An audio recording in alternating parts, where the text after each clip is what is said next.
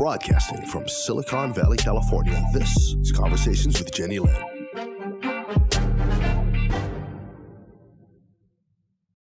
You're watching Conversations with Jennylyn, and today I have another Nigerian to share with you, and his name is Samuel Onyemachi, and I hope I'm not butchering your name. I know you told me how to say it, but he is an on-air personality and a life coach, and today he is going to share with us what his role in his country as an on-air personality and the other endeavors that he's involved in Nigeria that's making a difference in a lot of people's lives. Welcome to the show, Samuel. Hi, Jenny. It's great to be here. I'm super excited to share my experience with you, to talk about my endeavors, the things that I do, and how I'm helping the African child. Because in Africa, we have people who want to do more than they're seeing, and there's a need for more help, more hands to be done. So I'm doing, the least that I can do, and it's great to be on your show.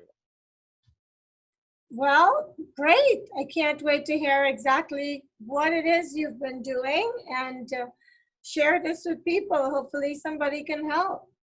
If you said you're looking for help, right? Yes, we need people. Because there is so much work to be done. Looking at especially the fight against sexual violence, there is so much work to be done.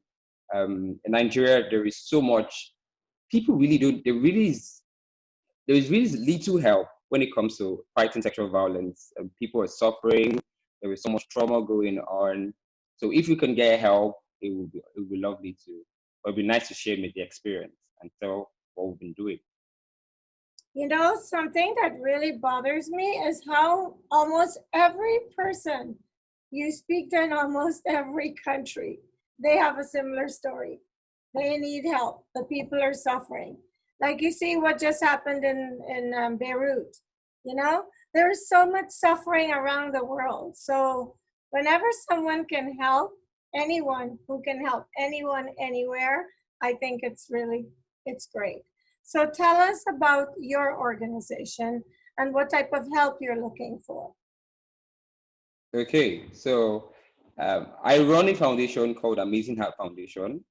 We help communities. We go to communities and then we help them in the fight against sexual violence, child abuse, sexual violence, child molestation is a pandemic. For me, I call it a pandemic, but it's deep into the heart of people. Looking at the world at large and seeing how we're able to fight the coronavirus and seeing how difficult it was living through the coronavirus. We had to stay indoors, we had to wear masks, the whole of the experience that we had. And the same thing happens with sexual violence. People are going through so much and the inside of them, they've been abused as a child or been abused, by a stranger, by family, and then it affects them deep within their heart. So what we've been doing is we've been creating an awareness against this and saying that, telling people that this is real, this is happening. People are being molested, and so we're helping victims as well too, providing emotional support, we're providing counseling, also helping them with education, giving them school books, and making sure that they have a safer place to grow and to live in. Well, I'm so happy to hear you're doing this. Over the years, I've heard of that happening in Nigeria. And for the longest time, I thought perhaps that was the only place it was happening, because in other countries where it is happening, it's been hidden. But now a lot of this is coming to the surface, and it's very sad. And I do agree with you that these experiences can have long-term devastating effects. How did someone as young as yourself end up working in a foundation like this or spending time trying to change this?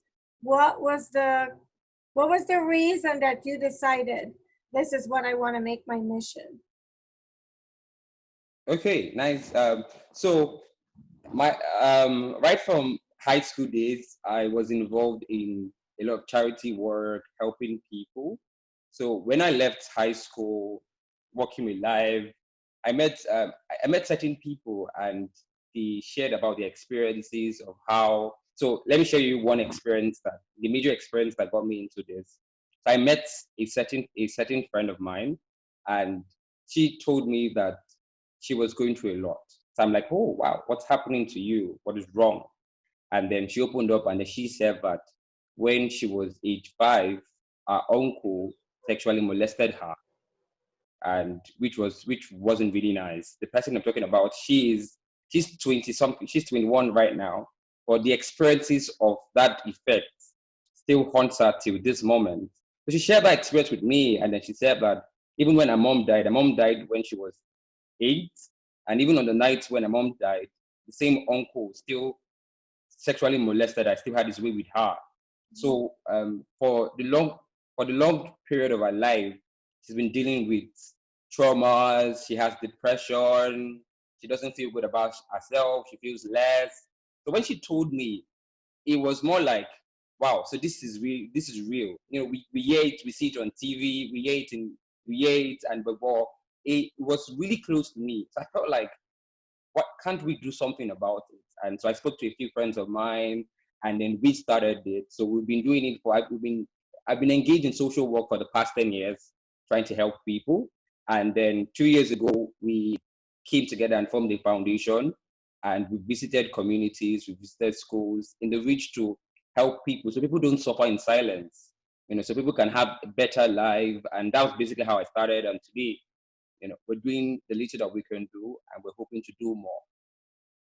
So how effective has your foundation been so far? Were you able to help her, the friend that, you know, shared, that got you started? Yes, we're able to. And the good thing is that she's part of the foundation right now, and she's also using her experience to help people.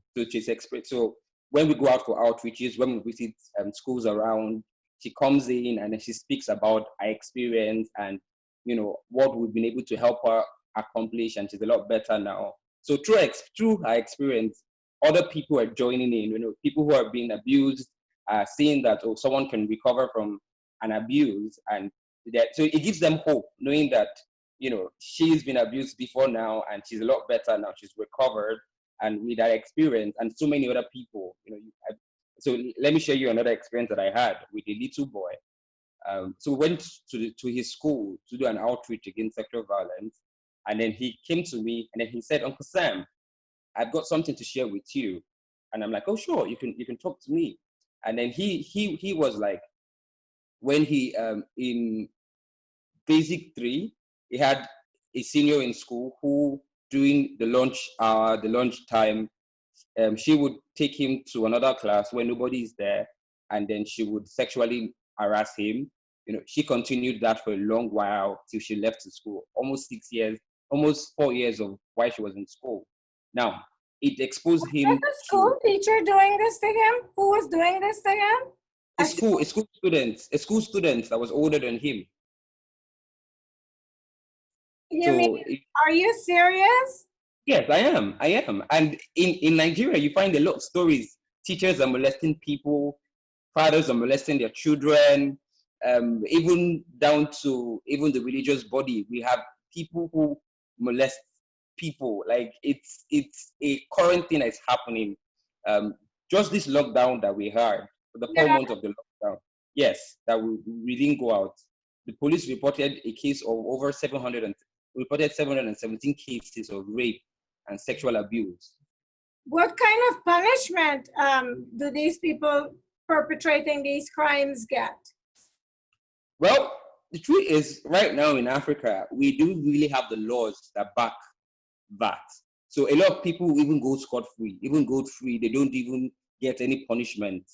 People, you know, and that's why that's why we're a voice. That's why we're helping young people, because I believe that creating an awareness help people to understand what people are going through, because people are going through so much, but the government is not really doing anything because it doesn't affect them, you know, which is the same thing for most governments.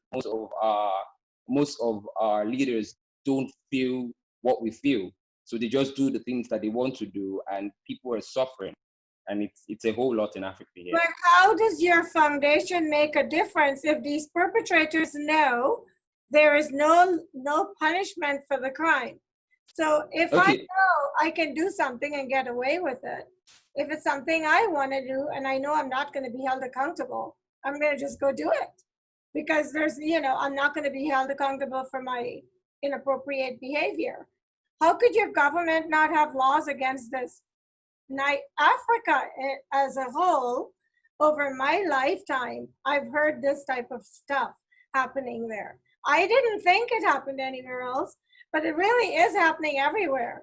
It's just that I guess it was not hidden.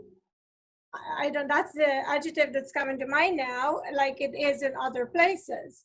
So how could they not have any type of punishment for perpetrators? So the truth is, there are laws, a few laws, but those laws are not being enacted because some of the people who sexually molest young children are more like they are from maybe basically rich home, or they're top people. So most times the laws that are supposed to support the little child who has been molested now, doesn't support them. The law doesn't even enact, the truth.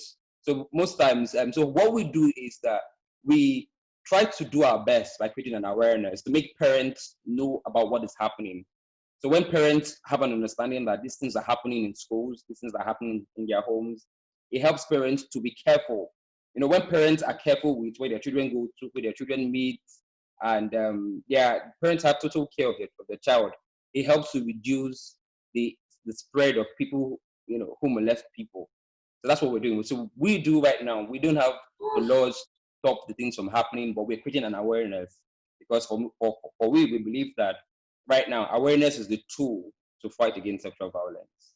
It's to help people be more aware. The way I'm talking to you, and then you're aware of what is happening in Africa, is the same news I want to get out to the entire world. That this is really happening, and we need to take a stand.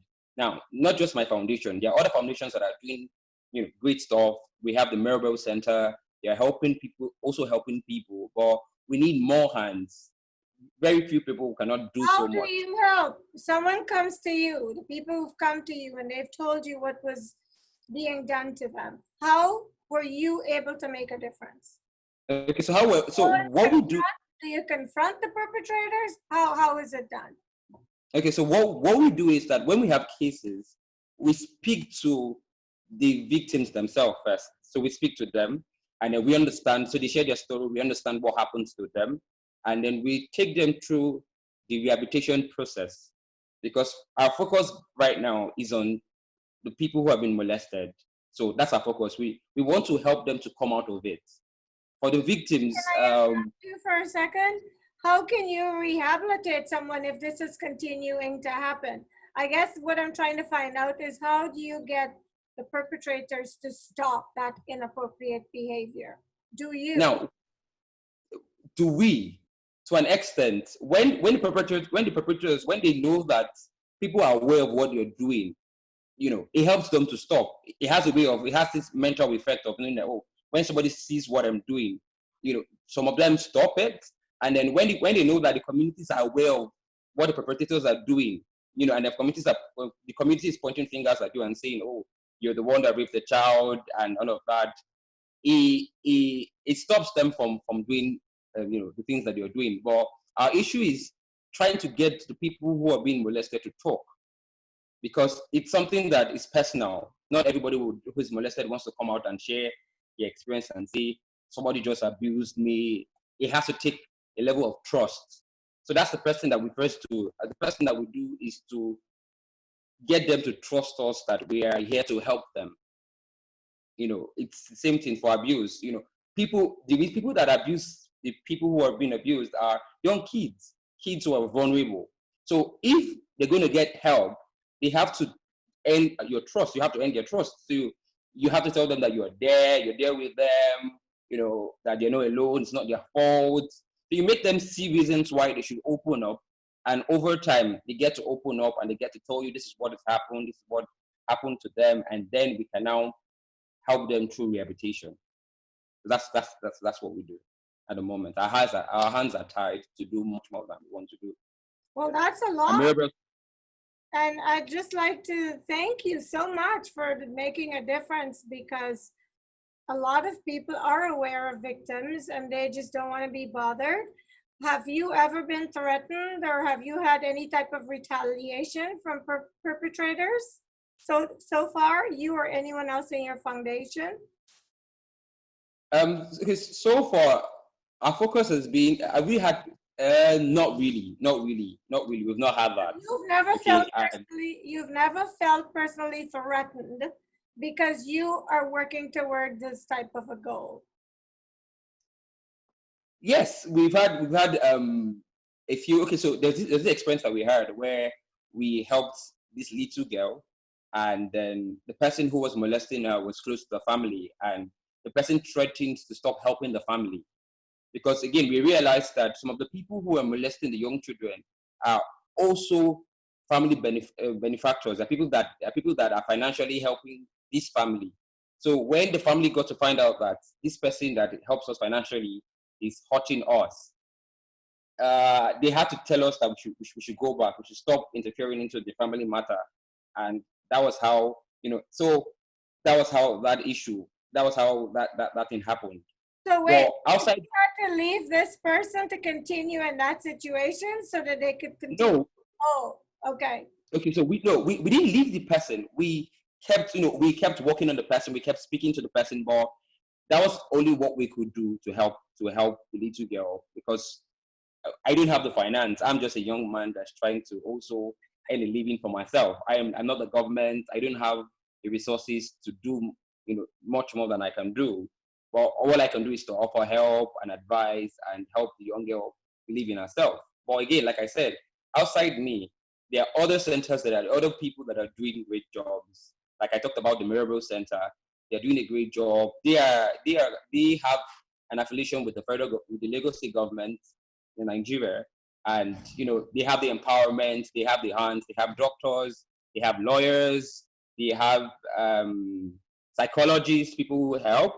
But in my own foundation, we basically don't have fundings. We don't have so much to help. So what we do, and that's why at the moment our focus is to create an awareness, to make sure people know that this is happening. And then we hope that we have we have funding, we have people who join. We need doctors, we need psychologists, we need people who are going to give us funding so that we can do much more, because the cases are increasing. It's not ending. So we need to, and then we also need to help. So one of the things that I feel like is the cause for the increase in the rate of sexual violence is because parents are not even around to help their kids. Parents are busy with work, trying to provide for the means of the family, trying to provide shelter, trying to provide food. The parents are really, really busy, and it leaves that child vulnerable to strangers when mom and dad is not around, and then it's just a child alone in the house, or the child alone in the community. It opens the child up to strangers. So one of the things that we're hoping to do also is to also provide meaningful jobs for parents, so that parents, when you have funds, when you have money, it reduces the pressure to provide for the family, and then you can look at the interest of your child and know if your child is doing well. But when there is a lack of fund, when in Africa we have people that are living on less than $1 in a day, so when you have people like that, and then they don't have money to eat, it's almost impossible to tell them to cater for their children, because these children have to eat. So parents have to go out to look for what the family will eat, and then it leaves those children vulnerable, and then some of these kids don't even go to school. It's beyond sexual violence. There's so much that is happening. There's a lack of education. There is a lack of health care. There's so much that is happening around, and my foundation is doing what we can do. I have got a group of people who are doing an amazing job, who are part of the foundation, who I had to quit my job to do this, to help people. You quit your job to do this? Yes, I had to quit my job. Really admirable. Yes, I had to quit my job. God bless you. Amen. No, seriously. I feel that people like you, and I'm like you. My goal is to help people, and I do the best I can with what I have. I mean, I think that when you know what your strengths are and you can use those to benefit yourself and others, I think it's a win-win. So Definitely. your foundation is, how many people are in your foundation at this time? So at this time, we have over 15 volunteers. 15 We have 15, yeah, 15 volunteers, but not everyone, most times when we go for outreach, they're available because they have to work.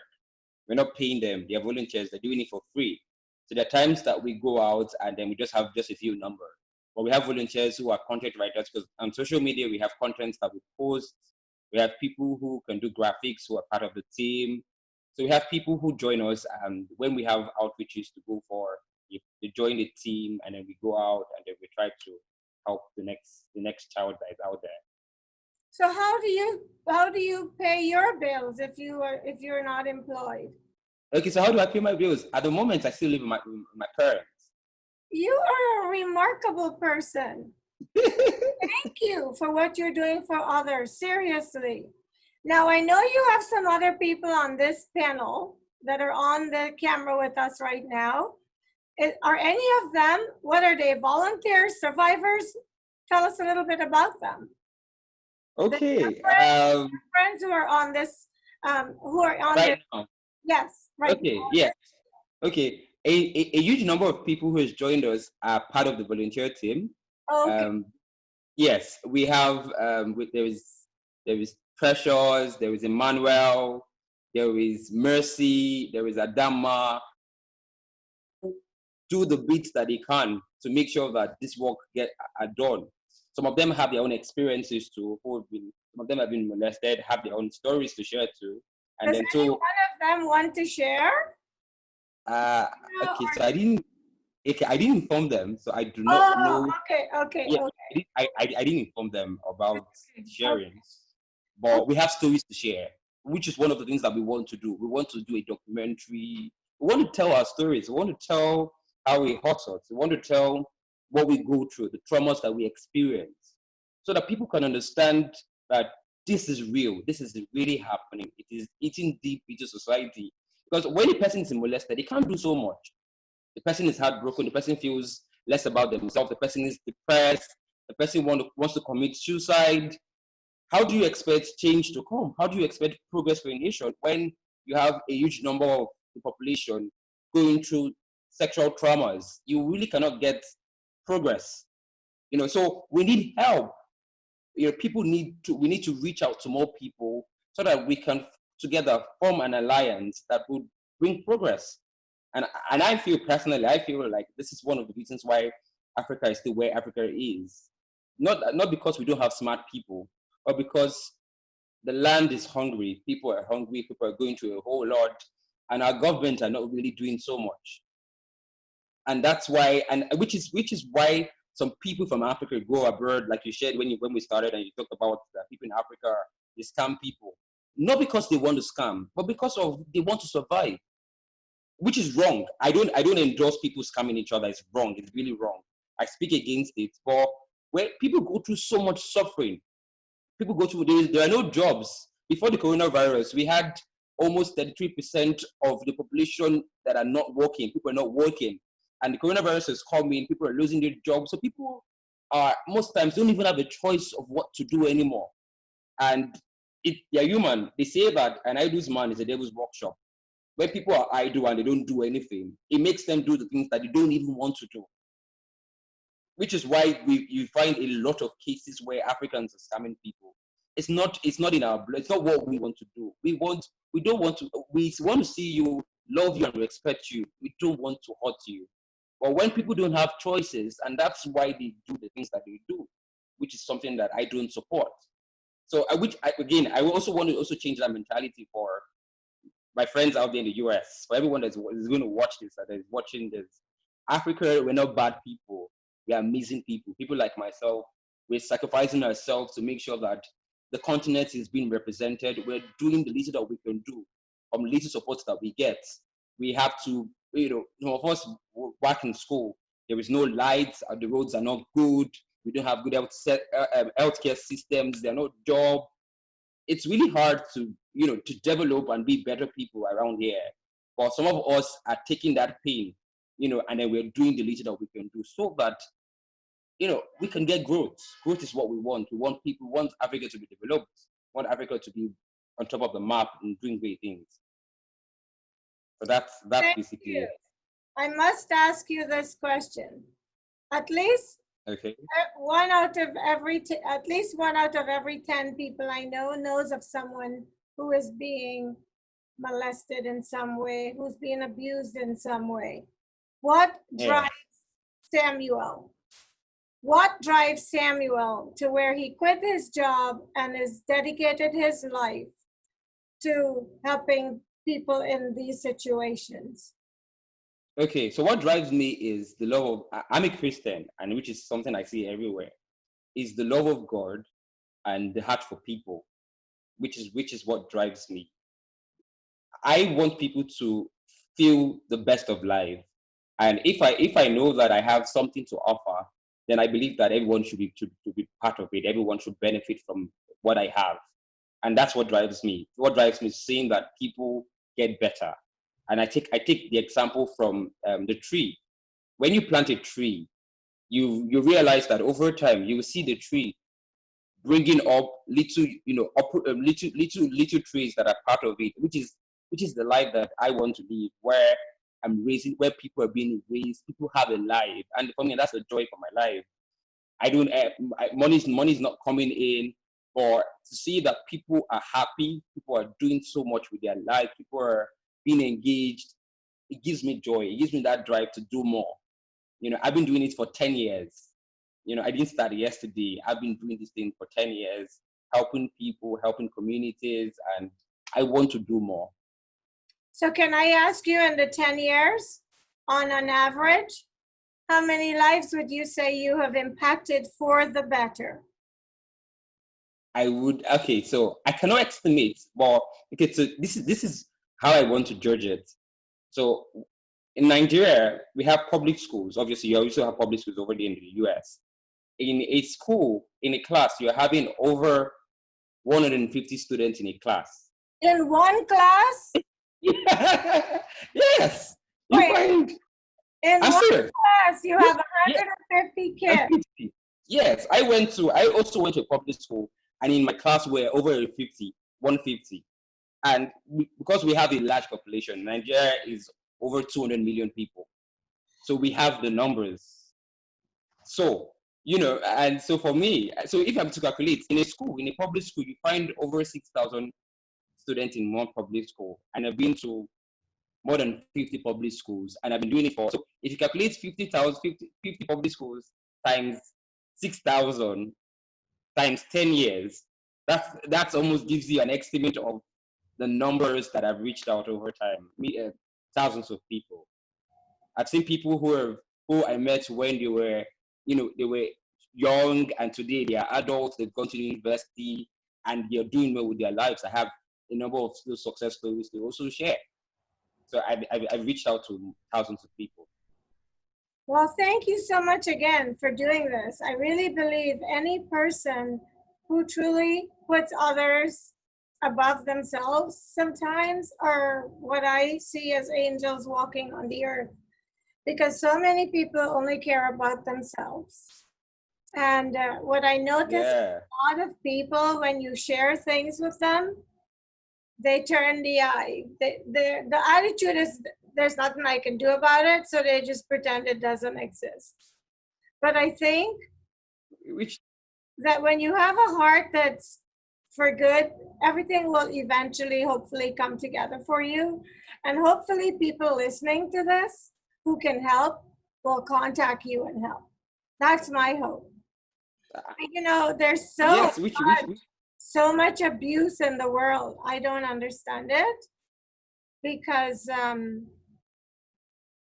I could never do that to anyone. So I don't understand it. But just because I can't do something doesn't mean it doesn't exist. Because you won't do it doesn't mean it does not exist. And unfortunately, a lot of people who've been hurt by these types of situations, like you say, they give up on life. So when other people Yes, they are do. giving them hope, bless them. Bless all the people who are trying to help victims. I hate that word, but that's what they are. Yes, that's basically what they are. And for me also, I feel like this is the life that we should all embrace. A life where we live for not for ourselves. It's not easy. For me personally, it's not been easy. There's so much pressure, especially from where I'm coming from.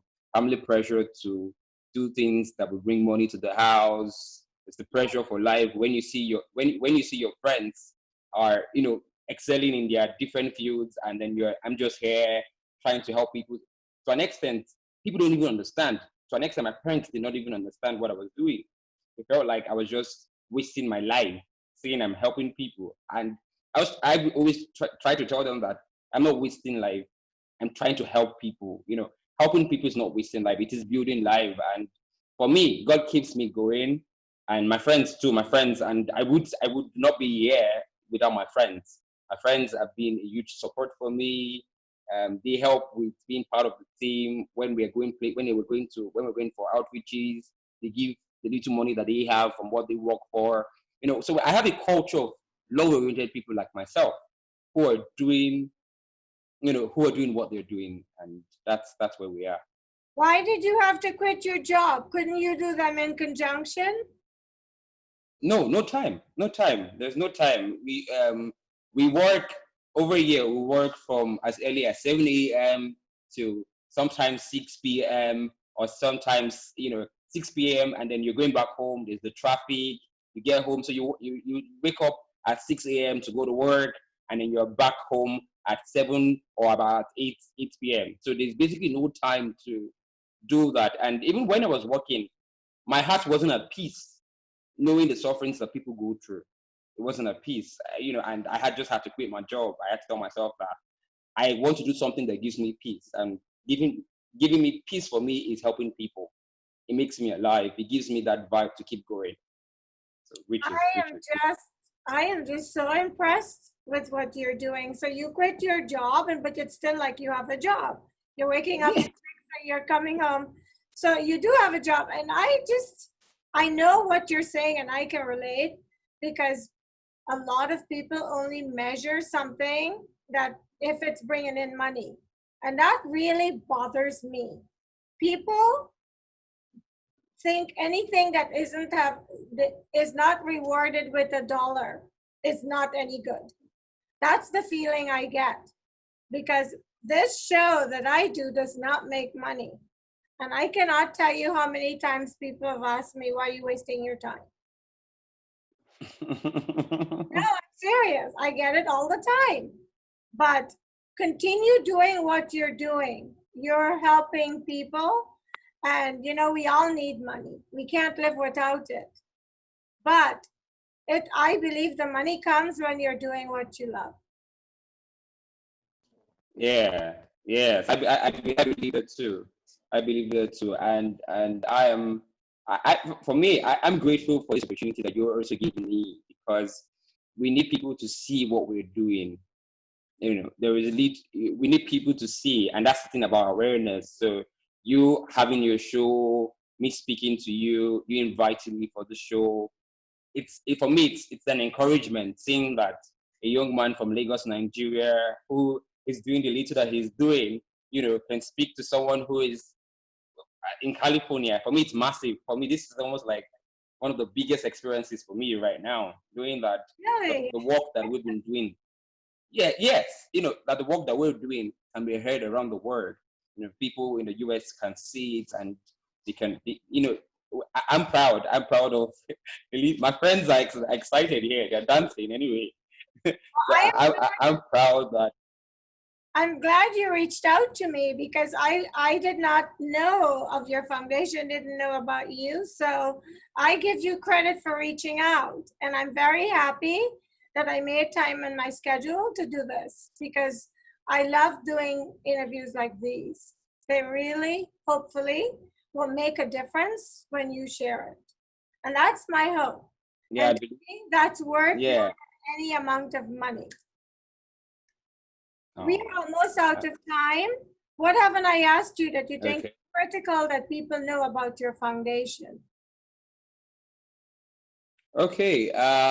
What I've been okay. For me, that's for the foundation. Basically, is just helping people. That's what we do. And right now. I'm using this platform to call out for support. You're out there, and you believe that you have a heart for people. People need you. People need you. We're also working on our websites. So people can visit our websites and they can see, Tell us the the web- pictures on social media. Tell us Yes, the we're on social media. No, we're working on it. It's not. I've not been able to. It's not out yet. But we're on social media. We're on Facebook. We're on Instagram. You can follow us at _amazing_hearts. I would send you the details so that you can put it at the end of the video. So you can follow us and you can see what we're doing. We have pictures, we have videos of the communities that we visited. We give out books to children, and we're calling for support. We not just financially, as much as money is needed, the human power is also important. So we need doctors, we need people who would also help us help these young kids through the rehabilitation process. We need psychologists who are going to be part of the team, so that together we can work as one unit and we can create a safe haven, which is the goal of the foundation, is to create a safe haven for the good of humanity and the progress of man. Well, Samuel, we're out of time, but God bless you and your foundation. Thank you for reaching out to me. And now we have this footage. Hopefully it will make a difference and bless your organization and bless the lives of the victims. And hopefully at some point in my existence, I hope to hear that this type of abuse will have an end, or at least Amen. they'll have less victims, because people Yeah. to see it for what it is, and it's not good. So thank you again. Thank you to your friends who are on this call. Thanks for taking the time to join this interview. And let's continue to leave it up to God. Do your best, and He says He does the rest. So keep doing what you're doing. And thank you for watching Conversations with Jennylyn. When a conversation is all you need to be inspired. And if you can help Samuel, please help. And I will see you next time.